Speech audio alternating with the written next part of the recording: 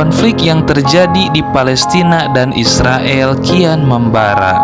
Hamas yang notabene bagian dari Palestina menjadikan perang ini bagian dari upaya untuk mengembalikan kemerdekaan yang selama ini dirampas oleh penjajah Israel.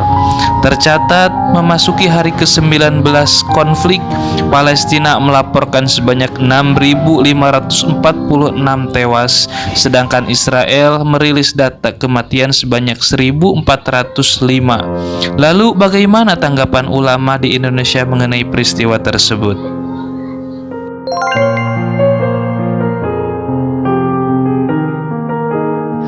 Ketika dia bahas tentang Palestina, dia bilang ada namanya Circle of Barokah.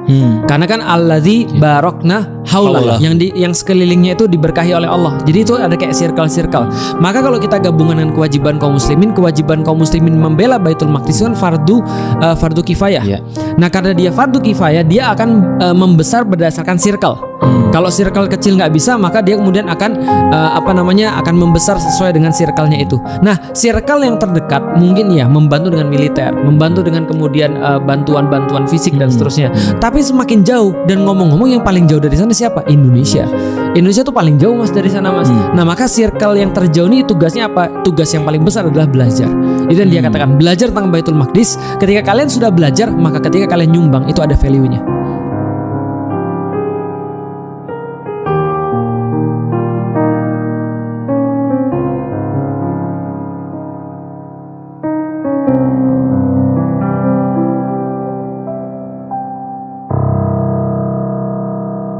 Orang yang berkata tidak ada hubungan kita dengan Palestina, itu murni hubungan konflik antara Palestina dengan Israel, maka dia tidak mengerti ajaran Islam. Kita baca Al-Quran, Subhanalladzi asra bi'abdihi laylan minal masjidil haram ilal masjidil aqsa. Kalau orang mengatakan itu Palestina tidak ada hubungan agama, maka Masjidil Aqsa terletak di Palestina. Ibrahim lahir dan besar di Babilonia, Irak, tapi kemudian dia hijrah ke Palestina. Nabi Ishak di Palestina, Nabi Ismail di Palestina, hijrah ke Makkah Al-Mukarramah. Nabi Musa hijrah ke Palestina, Nabi Isa lahir besar di Palestina, dan Muhammad sallallahu alaihi wasallam Isra Mi'raj ke Palestina, barulah naik ke Sidratul Muntaha.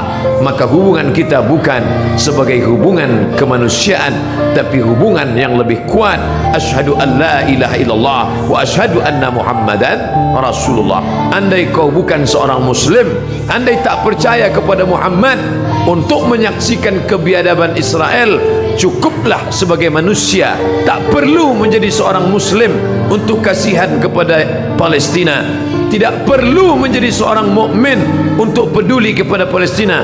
Cukup menjadi manusia yang berakal sehat, maka sudah cukup untuk membela Palestina.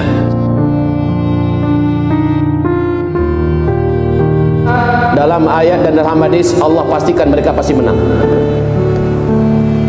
Cuma masalahnya di mana saya, di mana kita?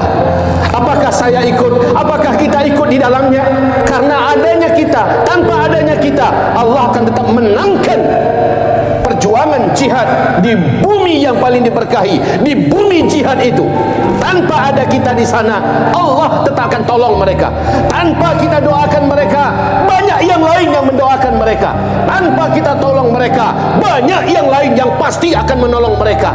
Tetapi orang yang ikut terlibat, sekecil apapun bentuk keterlibatannya, demi Allah dia dianggap bahagian dari para pejuang itu sendiri.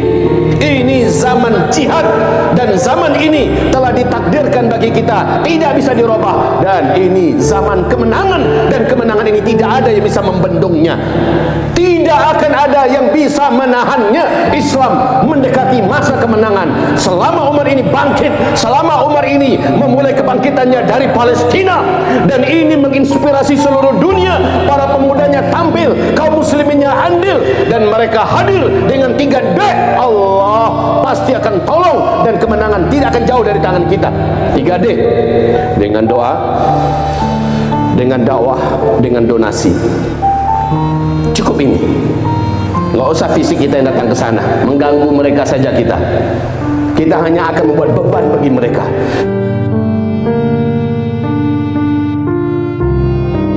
Jangan ngatur Allah, gak enak semuanya. Allah yang mengatur, Allah yang maha tahu, dan semua yang Allah berlakukan adalah yang terbaik. Nah, apa kebaikan Israel membantai orang Palestina dan sebagainya? Kebaikannya adalah di saat Allah memberikan kepada Anda kerinduan untuk membantu, itu kebaikan bagi Anda. Lalu Anda mengeluarkan duit berapa juta, Anda kirimkan ke Palestina. Kebaikan itu adalah pintu kebaikan buat Anda. Jika tidak ada kejadian itu, mungkin kita tidak mengeluarkan duit membantunya. Jadi yang kita lakukan adalah kita suburkan kerinduan kita untuk berjuang, kecemburuan kita, sedih kita karena orang Islam dipantai, itu yang kita besarkan, lalu kita wujudkan dalam bentuk zahir, yaitu dengan bantuan-bantuan seperti itu dan panjatan doa. Itu jangan sampai hati kita mati, apalagi na'udzubillah hanya sekedar pamer saja. Sekarang hati kita juga sudah mati. Kalau dengar berita gambar pembantaian di Palestina, melihat gambar, tidak pernah ada sedih, tidak pernah ada menitikkan air mata, bahkan mungkin malah mengeluarkan gambar, oh ini lebih hebat lagi nih, lebih parah lagi nih. Cuman gitu, tak, astagfirullah, hati mati. Dan jangan Anda menjadi orang yang hati mati. Laisa minna man lam yahtam bi amril muslimina. Man lam yahtam bi amril muslimina laisa minna. Bukan golongan kami orang yang tidak peduli dengan urusan kaum muslimin, seperti di Palestina.